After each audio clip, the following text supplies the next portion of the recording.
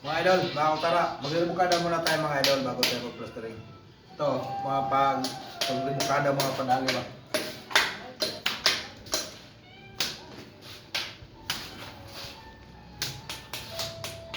Para kapit na kapit yan mga idol. Kailangan din malambot yung kamay, maganda pumitik oh. Ano mo?